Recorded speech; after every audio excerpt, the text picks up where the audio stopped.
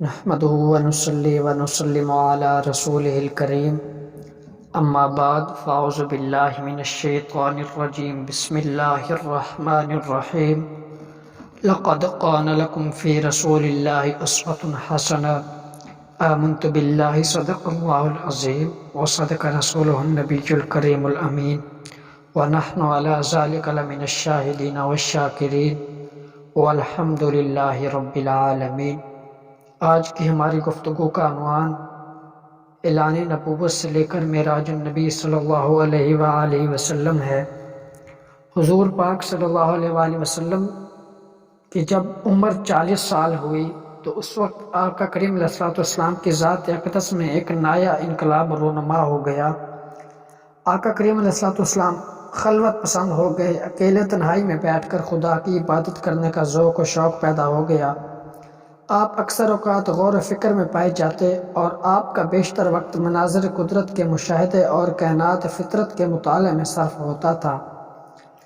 حضور پاک صلی اللہ علیہ وسلم مکہ مکرمہ سے تقریباً 3 میل کی دوری پر جبل حرا نامی پہاڑ کے اوپر ایک غار جس کو غار حرا کہتے ہیں۔ آقا کریم علیہ السلام اس پہاڑ میں اکثر کئی دفعہ کئی دنوں کا کھانا اور پانی ساتھ لے کر اس غار کے پرسکون ماحول کے اندر خدا کی عبادت میں مصروف رہا کرتے۔ جب کھانا پانی ختم ہو جاتا تو گھر آ کر دوبارہ اپنا کھانا پانی لے کر غار میں چلے جاتے، اور کبھی کبھار حضرت خدیجۃ الکبریٰ رضی اللہ تعالی عنہا کھانا پانی غار میں پہنچا دیا کرتی تھی۔ ایک دن آقا کریم علیہ السلام غار حرا کے اندر عبادت میں مشغول تھے کہ بالکل اچانک غار میں ایک فرشتہ ظاہر ہوا۔ یہ وہ فرشتہ تھا جو اللہ تعالیٰ کا پیغام اللہ سے لے کر اللہ کے پیارے حبیب تک پہنچاتا تھا، اللہ کے رسولوں تک پہنچاتا تھا، جس کا نام گرامی حضرت جبریل علیہ السلام۔ فرشتہ نے آ کر آقا کریم علیہ السلام سے کہا اقرا۔ حضور نے فرمایا ما انا بقاری، میں پڑھنے والا نہیں ہوں۔ فرشتہ نے آقا کریم علیہ السلام کو پکڑا اور نہایت گرم جوشی کے ساتھ آپ سے زوردار معانقہ کیا، پھر چھوڑ کر فرمایا اقرا۔ حضور نے فرمایا ما انا بقاری۔ حضرت جبریل علیہ السلام نے دوسری مرتبہ بھی آقا کریم علیہ السلام کو اپنے سینے سے لگایا، پھر چھوڑ کر فرمایا اقرا۔ حضور نے فرمایا ما انا بقاری۔ تیسری مرتبہ حضرت جبریل علیہ السلام نے حضور علیہ السلام کو اپنے سینے کے ساتھ زور سے لگایا اور فرمایا اقرا بسم ربک الذی خلق، خلق الانسان من علق، اقرا وربک الاکرم الذی علم بالقلم، علم الانسان ما لم یعلم۔ یہ سب سے پہلی وحی آقا کریم علیہ السلام پر نازل ہوئی۔ حضور پاک علیہ السلام ان آیتوں کو یاد کر کے گھر کی طرف روانہ ہوئے۔ آقا کریم علیہ السلام جب گھر پہنچے تو گھر والوں سے کہا کہ مجھے چادر اوڑھاؤ۔ حضور پاک چادر اوڑھ کر سو گئے، کیونکہ وہی خدا نازل ہوئی تھی۔ آقا کریم علیہ السلام پر ایک خوف لرزہ طاری تھا۔ جب آقا کریم علیہ السلام کی طبیعت کو کچھ سکون ہوا تو آقا کریم علیہ السلام نے حضرت خدیجۃ الکبریٰ رضی اللہ تعالی عنہا سے غار میں پیش آنے والا واقعہ بیان فرمایا اور فرمایا کہ مجھے اپنی جان کا ڈر ہے۔ یہ سن کر حضرت بی بی خدیجہ نے کہا نہیں، ہرگز نہیں، آپ کی جان کو کوئی خطرہ نہیں۔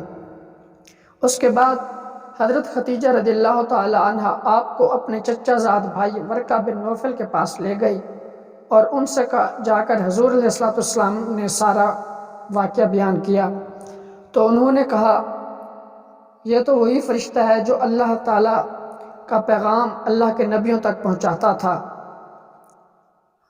کیونکہ ورقہ بن نوفل تورات اور انجیل کا حافظ تھا۔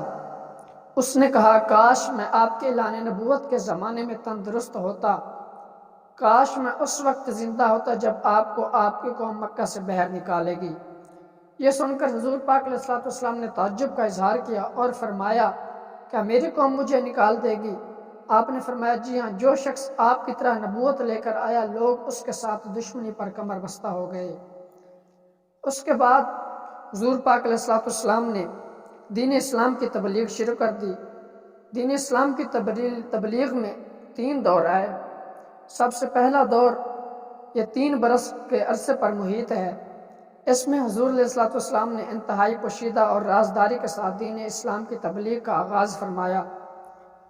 اس وقت عورتوں میں سب سے پہلے حضرت بی بی خدیجہ الکبریٰ رضی اللہ تعالی عنہا ایمان لے آئیں۔ آزاد مردوں میں سب سے پہلے حضرت ابوبکر صدیق رضی اللہ تعالی عنہ ایمان لے آئے۔ لڑکوں بچوں میں سب سے پہلے حضرت علی رضی اللہ تعالی عنہ ایمان لے آئے، اور غلاموں میں سب سے پہلے حضرت زید بن حارثہ رضی اللہ تعالی عنہ ایمان لے آئے۔ اس کے بعد دیگر صحابہ کرام جوک در جوک ایمان لاتے گئے۔ 3 برس گزرنے کے بعد اللہ رب العالمین نے قرآن مجید کی ایک آیت نازل فرمائی۔ اللہ رب العالمین نے ارشاد فرمایا وَأَنذِرْ عَشِيرَتَكَ الْأَقْرَبِينَ، اے محبوب آپ اپنے قریبی خاندان والوں کو خدا سے ڈرائیے۔ جب حضور پاک علیہ الصلوۃ والسلام نے اپنے خاندان کو کوہ صفا پر جمع کیا اور کوہ صفا پر چڑھ کر فرمایا کہ اگر میں آپ لوگوں کو کہوں اس پہاڑ کے پیچھے ایک لشکر ہے جو آپ پر حملہ کرنے والا ہے تو کیا آپ میری اس بات کو مان لو گے؟ انہوں نے کہا جی ہاں، ہم آپ کی بات کو مان لیں گے کیونکہ ہم نے آپ کو ہمیشہ سچا اور امین پایا۔ اس پر آقا کریم علیہ الصلوۃ والسلام نے فرمایا میں یہ کہتا ہوں کہ میں تم کو عذاب الہی سے ڈرا رہا ہوں، اور اگر تم لوگ ایمان نہ لاؤ گے تو تم پر عذاب الہی اتر پڑے گا۔ یہ سن کر تمام قریش جن میں آپ کا چچا ابو لہب بھی تھا سخت ناراض ہو کر سب کے سب چلے گئے اور حضور کے بارے میں سخت باتیں کرنے لگے، نعوذ باللہ من ذالک۔ اس کے بعد اللہ رب العالمین نے چوتھے سال نبوت کے وقت، چوتھا سال تھا، اس وقت اللہ رب العالمین نے ارشاد فرمایا فَاصْدَعْ بِمَا تُؤْمَرْ، اے محبوب جو آپ کو حکم دیا گیا ہے اس کو اعلانیہ بیان فرمائیے۔ تو آقا کریم علیہ الصلوۃ والسلام نے اعلانیہ طور پر دین اسلام کی تبلیغ شروع کر دی۔ اس وقت شرک اور بت پرستی کو کھلم کھلا برا کہنے لگے۔ اس وقت جب حضور علیہ الصلوۃ والسلام نے اعلانیہ طور پر دین اسلام کی تبلیغ شروع کی تو تمام قریش بلکہ تمام اہل مکہ بلکہ پورا عرب آقا کریم علیہ الصلوۃ والسلام کی مخالفت پر کمر بستہ ہو گیا۔ کفار مسلمانوں پر ظلم و ستم کرنا شروع کر دیے۔ کفار نے جو بندہ ایمان لے آتا کفار اس پر ظلم و ستم کرنا شروع کر دیتے تھے۔ اگر ان کا غلام ہوتا اور وہ غلام ایمان لے آتا تو اس کے اوپر ظلم و ستم کر کے اس کو آخری سٹیج پر پہنچا دیتے تھے۔ ان میں نام سب سے زیادہ جو نمایاں آتا ہے وہ حضرت بلال رضی اللہ تعالی عنہ جو کہ امیہ بن خلف کافر کے غلام تھے۔ امیہ بن خلف حضرت بلال کو بہت سخت سزائیں دیا کرتا تھا۔ جب اس کو معلوم ہوا کہ بلال نے اسلام قبول کر لیا، وہ حضرت بلال رضی اللہ تعالی عنہ کو تپتی گرم ریت پر لٹا دیتے تھے اور حضرت بلال کی زبان سے احد احد کا نعرہ لگتا تھا۔ ان لوگوں میں جن پر کفار نے ظلم و ستم کیا حضرت عمار بن یاسر رضی اللہ تعالی عنہ کا نام گرامی آتا ہے، اور حضرت بی بی لبینہ جو حضرت عمر کے گھر میں لونڈی تھی ان کا نام بھی آتا ہے، حضرت زنیرہ رضی اللہ تعالی عنہ ان کا نام بھی آتا ہے۔ کفار نے ان پر اتنا ظلم و ستم کیا کہ ان کی آنکھیں چلی گئیں۔ پھر آقا کریم علیہ الصلوۃ والسلام نے دعا کی تو ان کی آنکھیں واپس لوٹ آئیں۔ تو کفار نے کہا محمد صلی اللہ علیہ وسلم نے اس پر جادو کر دیا ہے۔ کفار نے جب تمام حرب اسما کے دیکھ لیے کہ مسلمان دین اسلام کی تبلیغ سے باز نہیں آ رہے تو انہوں نے آپس میں بیٹھ کر مشورہ کیا اور اپنا ایک سردار عتبہ بن ربیعہ اس کو حضور پاک علیہ الصلوۃ والسلام کے پاس بھیجا اور فرمایا کہ جا کر تم محمد سے پوچھو کہ وہ چاہتا کیا ہے۔ عتبہ جب حضور پاک علیہ الصلوۃ والسلام کی بارگاہ میں حاضر ہوا اس نے کہا اے محمد آخر اس دعوت اسلام سے آپ کا کیا مقصد ہے؟ کیا آپ مکہ کی سرداری چاہتے ہیں، یا آپ عزت و دولت کے خواہش مند ہیں، یا کسی بڑے گھرانے میں شادی کے خواہش مند ہیں؟ آپ کے دل میں جو تمنا ہے وہ کہہ دیجئے، میں آپ کو ضمانت دیتا ہوں وہ آپ کو ملے گا۔ آپ دین اسلام کی تبلیغ سے باز آ جائیں۔ حضور پاک علیہ الصلوۃ والسلام نے عتبہ کے سامنے قرآن مجید کی چند آیات تلاوت فرمائیں۔ جن کو سن کر عتبہ اس قدر متاثر ہوا کہ اس کے جسم کا رونگٹا رونگٹا اور بدن کا بال بال خوف ذوالجلال سے لرزنے اور کانپنے لگا۔ حضور پاک علیہ الصلوۃ والسلام کے منہ پر ہاتھ رکھ کر فرمایا بس کیجئے، آپ کو رشتہ داری کا واسطہ دے کر درخواست کرتا ہوں، اس کلام کی عظمت سے میرا دل پھٹا جا رہا ہے۔ عتبہ جب حضور صلی اللہ علیہ وآلہ وسلم کی بارگاہ سے اٹھ کر واپس اپنے کفار کے پاس گیا تو ان سے کہا نہ ان کے پاس کوئی جادو ہے، نہ یہ کہانت ہے، نہ شاعری، بلکہ وہ کوئی اور چیز ہے، لہٰذا میری رائے ہے کہ تم لوگ ان کو ان کے حال پر چھوڑ دو، اگر وہ کامیاب ہو کر سارے عرب پر غالب ہوئے تو اس میں ہم قریشیوں ہی کی عزت بڑھے گی، ورنہ سارا عرب ان کو خود ہی فنا کر دے گا۔ مگر قریش کے سرکش کفار نے عتبہ کا یہ مخلصانہ اور مدبرانہ مشورہ نہیں مانا۔ اس کے بعد قریش نے اپنا ایک اور وفد بنا کر حضرت ابو طالب کے پاس بھیجا، کیونکہ حضور پاک علیہ الصلوۃ والسلام ان کے ہاں رہتے تھے۔ جب وہ حضرت ابو طالب کے پاس پہنچے ان کو کہا کہ اپنے بھتیجے کو دین اسلام کی تبلیغ سے روک دو ورنہ ہم اس کو قتل کر دیں گے۔ انہوں نے سخت الفاظ میں دھمکی دی۔ حضرت ابو طالب نے جب یہ دیکھا تو ان سے کہا میں اپنے بھتیجے سے بات کرتا ہوں۔ شام کو جب حضور پاک علیہ الصلوۃ والسلام گھر میں تشریف لے آئے، ابو طالب نے آقا کریم علیہ الصلوۃ والسلام سے بات کی کہ کفار اس طرح آئے تھے، وہ آپ کی جان کے دشمن بن گئے ہیں، آپ چند دن کے لیے اس دعوت اسلام کے دین سے پیچھے ہٹ جائیں۔ تو حضور علیہ الصلوۃ والسلام نے اس وقت ارشاد فرمایا چچا جان، خدا کی قسم اگر قریش میرے ایک ہاتھ میں سورج اور دوسرے ہاتھ میں چاند لا کر دے دے تب بھی میں اپنے اس فرض سے باز نہ آؤں گا، یا تو خدا اس کام کو پورا فرما دے گا یا میں خود دین اسلام پر نثار ہو جاؤں گا۔ حضور علیہ الصلوۃ والسلام کی یہ جذباتی تقریر سن کر ابو طالب اس قدر متاثر ہوئے، انہوں نے کہا جاؤ میرے بھتیجے، میں تمہارے ساتھ ہوں، جب تک میں زندہ ہوں تمہارا کوئی بال بیکا نہیں کر سکتا۔ کفار نے جب اپنے ظلم و ستم سے مسلمانوں پر عرصہ حیات یعنی زندگی تنگ کر دی تو حضور علیہ الصلوۃ والسلام نے مسلمانوں کو حبشہ جا کر پناہ لینے کا حکم دیا۔ نجاشی اس وقت حبشہ کا بادشاہ تھا۔ مسلمانوں نے حبشہ کی طرف ہجرت کرنے کا ارادہ کیا۔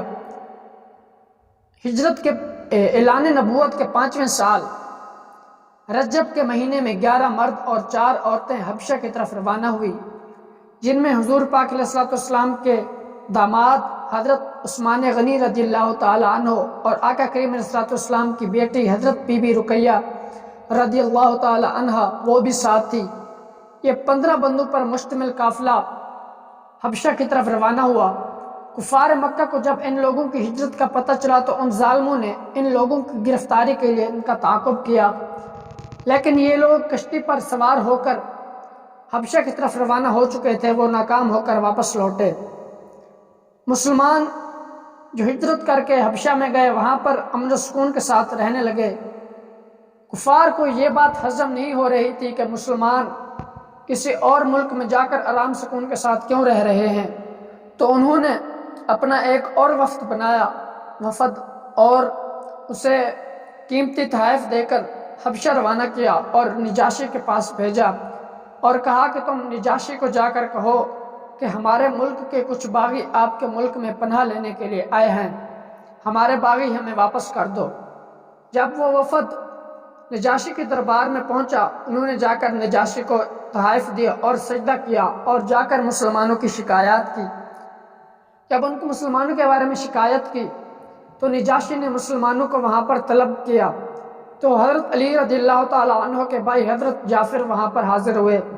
انہوں نے نجاشی کے سامنے ایک سحر انداز میں گفتگو کی، جسے سن کر تمام مجمع کے اندر خاموشی طاری ہو گئی۔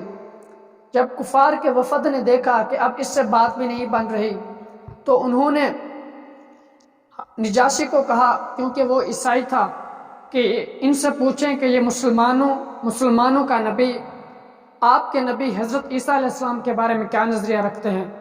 جب یہ بات کی تو نجاشی نے حضرت جعفر سے پوچھا کہ حضرت عیسیٰ علیہ السلام اور آپ کی والدہ حضرت مریم سلام اللہ علیہا ان کے بارے میں آپ کا کیا نظریہ ہے؟ تو حضرت جعفر نے سورۃ مریم کی تلاوت کی۔ جب تلاوت ختم کی تو نجاشی نے ایک تنکا اٹھایا اور فرمایا واللہ اس تنکے سے بڑھ کر نہ مریم اور حضرت عیسیٰ علیہ السلام ہیں اور نہ اس سے کم ہیں، جتنا آپ نے بیان کیا اتنا حق اور سچ ہے۔ اور اس نے مسلمانوں کو وہاں پر آرام سکون کے ساتھ رہنے کا حکم دے دیا۔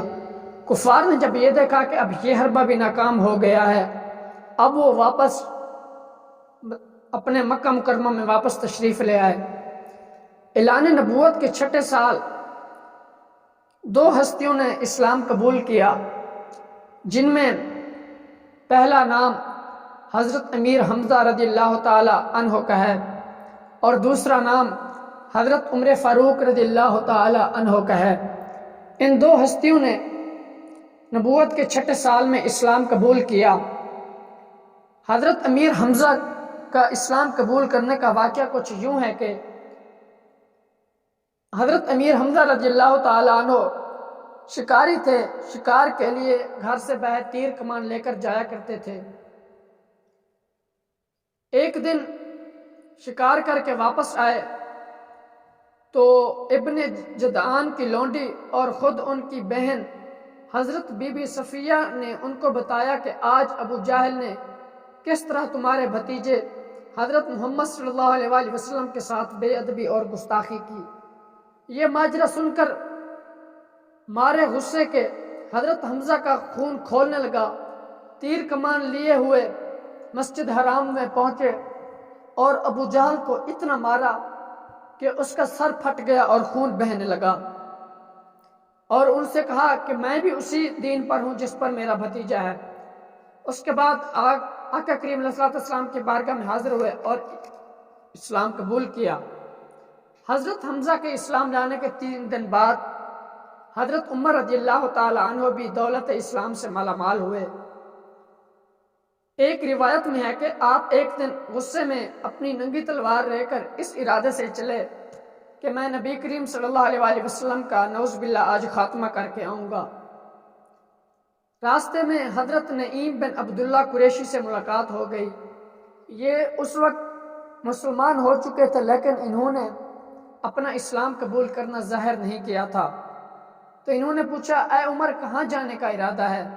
تو اس پر حضرت عمر نے کہا کہ آج پیغمبر اسلام کو میں قتل کرنے جا رہا ہوں، ان کا خاتمہ کرنے جا رہا ہوں۔ تو انہوں نے فرمایا اے عمر پیغمبر خدا کی طرف تو بعد میں جا، پہلے اپنے گھر کو تو سنبھال۔ آپ کی بہن اور آپ کے بہنوئی نے بھی اسلام قبول کر لیا۔ جب حضرت عمر نے یہ بات سنی تو حضرت عمر اپنی بہن کے گھر کی طرف روانہ ہوئے۔ وہاں پر اندر لوگ بیٹھ کر قرآن مجید کی تلاوت کر رہے تھے۔ حضرت عمر کی جب انہوں نے آواز سنی تو سب لوگ قرآن مجید کے اوراق وہیں پر رکھ کر ادھر ادھر چھپ گئے۔ بہن نے دروازہ کھولا تو حضرت عمر چلا کر بولے اے اپنی جان کی دشمن، کیا تو بھی مسلمان ہو گئی ہے؟ پھر اپنے بہنوئی حضرت سعید بن زید پر جھپٹے اور ان کی داڑھی پکڑ کر ان کو زمین پر گرا دیا اور سینے پر سوار ہو کر ان کو مارنے لگے۔ ان کی بہن فاطمہ اپنے شوہر کو بچانے کے لیے دوڑی تو حضرت عمر نے ان کو ایسا تماچا مارا کہ ان کے کانوں کے جھومر ٹوٹ کر گر پڑے اور ان کا چہرہ خون سے لہولہان ہو گیا۔ بہن نے صاف صاف کہہ دیا اے عمر سن لو، تم سے جو ہو سکے کر لو، مگر اب اسلام دل سے نہیں نکل سکتا۔ حضرت عمر نے بہن کا خون آلودہ چہرہ دیکھا اور ان کا عزم و استقامت سے بھرا یہ جملہ سنا تو ان پر رقت طاری ہو گئی۔ ایک دم دل نرم پڑ گیا اور قرآن مجید کو سامنے رکھ دیا۔ اٹھا کر دیکھا تو اس پر آیت پر نظر پڑی جس پہ لکھا تھا سبح للہ ما فی السماوات والارض وہو العزیز الحکیم۔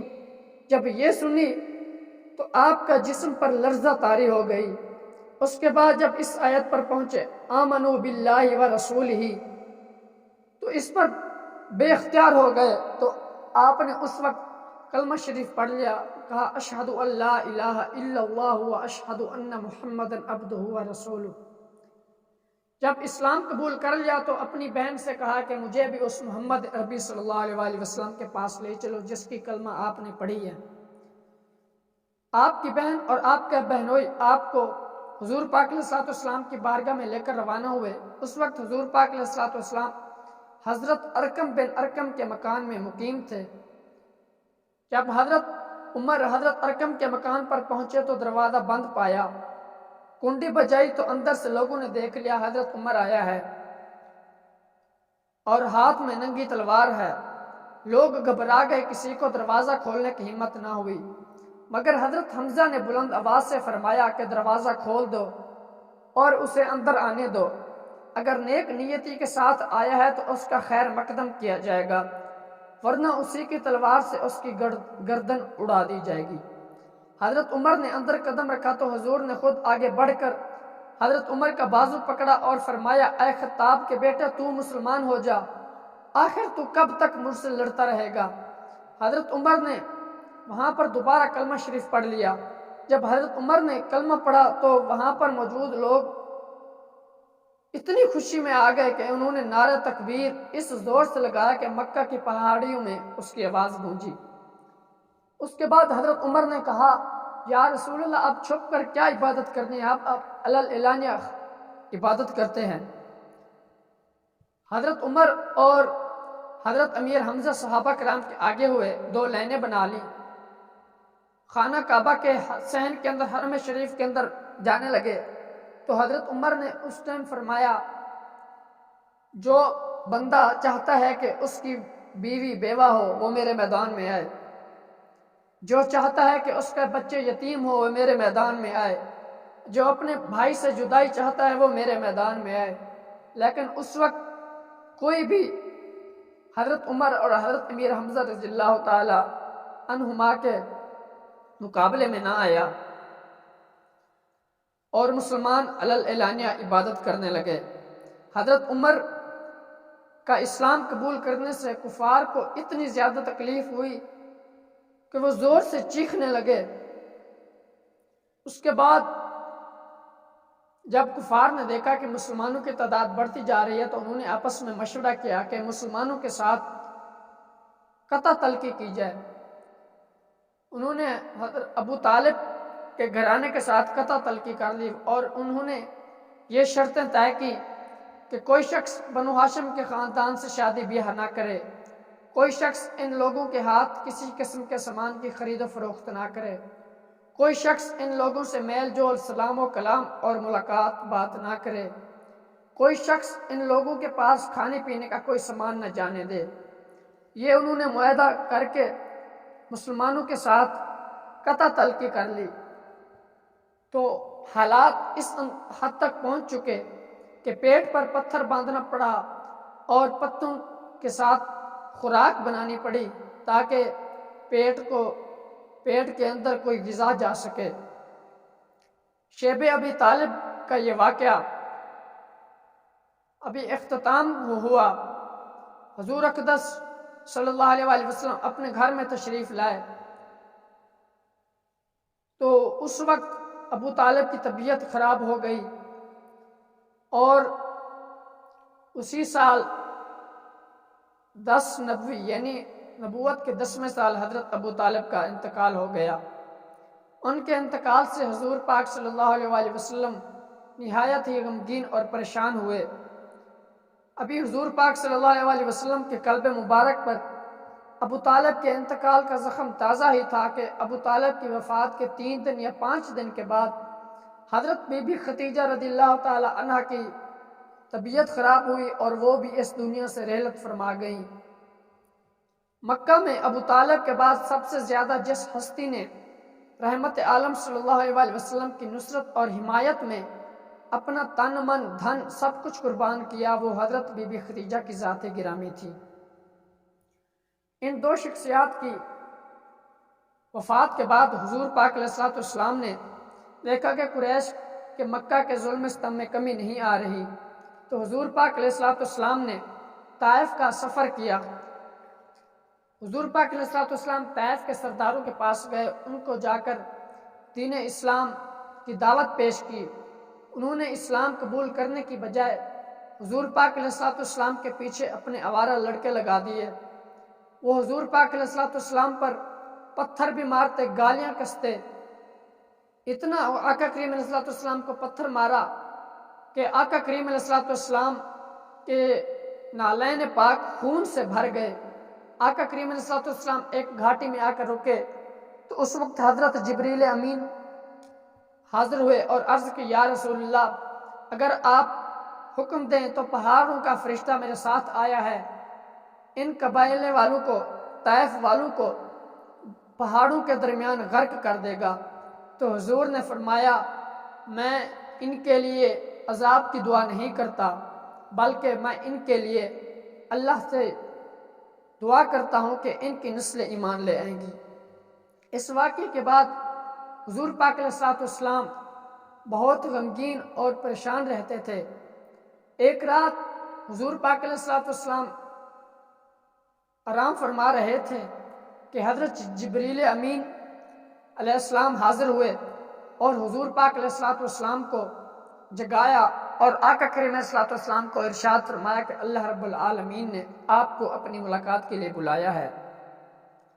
حضور پاک علیہ الصلوۃ والسلام اپنے بستر سے اٹھے، آقا کریم علیہ الصلوۃ والسلام کو حضرت جبریل امین خانہ کعبہ کے صحن میں لے گئے، حتیم کعبہ میں، وہاں پر شق صدر ہوا۔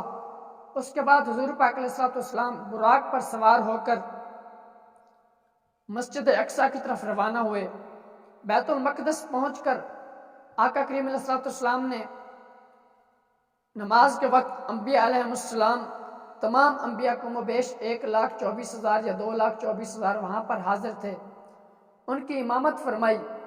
نماز پڑھانے کے بعد حضور پاک علیہ الصلوۃ والسلام آسمانوں کی طرف روانہ ہوئے۔ ساتوں آسمانوں پر اللہ کے حبیب کی کسی نہ کسی نبی کے ساتھ ملاقات ہوتی رہی۔ جب حضور پاک علیہ الصلوۃ والسلام ساتوں آسمان کراس کر کے سدرۃ المنتہا کے پاس پہنچے تو اس وقت حضور پاک علیہ الصلوۃ والسلام کو جبریل عرض کرنے لگے، یا رسول اللہ، میں یہاں پر تک جا سکتا ہوں، اس سے اوپر اگر میں جاؤں تو میرے پر جل جائیں گے۔ اس کے بعد حضور پاک علیہ الصلوۃ والسلام سدرۃ المنتہا سے بھی آگے اللہ رب العالمین کی بارگاہ میں حاضر ہوئے، ملاقات کی۔ واپسی پہ آنے لگے تو اللہ رب العالمین نے اپنے حبیب کو آقا کریم علیہ الصلوۃ والسلام کی امت کے لیے ایک تحفہ عطا کیا، نماز کا 50 نمازیں فرض کی۔ آقا کریم علیہ الصلوۃ والسلام جب واپس آئے تو حضرت موسیٰ علیہ السلام نے فرمایا، راستے میں ملاقات ہوئی تو انہوں نے کہا یہ زیادہ ہیں۔ پھر آقا کریم علیہ الصلوۃ والسلام اللہ کی بارگاہ میں پہنچے، اللہ نے 5 کم کر دیں۔ پھر آقا کریم علیہ الصلوۃ والسلام نیچے آئے، پھر آقا کریم علیہ الصلوۃ والسلام اللہ کی بارگاہ میں اسی طرح آتے جاتے رہے، یہاں تک کہ اللہ رب العالمین نے 5 نمازوں کا حکم ارشاد فرمایا اور فرمایا، اے میرا حبیب، تیری امت میں سے جو بندہ نمازیں 5 پڑھے گا لیکن میں اللہ اسے 50 نمازوں کا ثواب عطا کروں گا۔ حضور پاک علیہ الصلوۃ والسلام جب مکہ مکرمہ میں واپس آئے معراج سے تو آقا کریم علیہ الصلوۃ والسلام نے وہاں پر یہ واقعہ بیان کیا کہ میں مسجد حرام سے مسجد اقصیٰ گیا ہوں، مسجد اقصیٰ سے عرش اولا تک اللہ رب العالمین کی ملاقات کر کے آیا ہوں۔ قریش نے حضور پاک علیہ الصلوۃ والسلام سے نشانیاں طلب کی مسجد اقصیٰ کی، حضور پاک نے وہ ساری نشانیاں ان کو بتا دی۔ تو قریش مکہ وہاں سے اٹھ کر آپس میں باتیں کرنے لگے کہ اتنے میں ان کے راستے میں ملاقات حضرت ابوبکر صدیق سے ہوئی اور ان سے فرمایا انہوں نے کہ اگر کوئی بندہ کہے کہ میں رات کے ایک حصے میں مسجد حرام سے مسجد اقصیٰ گیا ہوں، مسجد اقصیٰ سے عرش اولا تک گیا ہوں، تو کیا تم اس بات کو مان لو گے؟ تو حضرت ابوبکر صدیق نے پوچھا یہ بات کی کس نے؟ تو انہوں نے کہا یہ آپ کے نبی حضرت محمد مصطفیٰ صلی اللہ علیہ وآلہ وسلم نے کی۔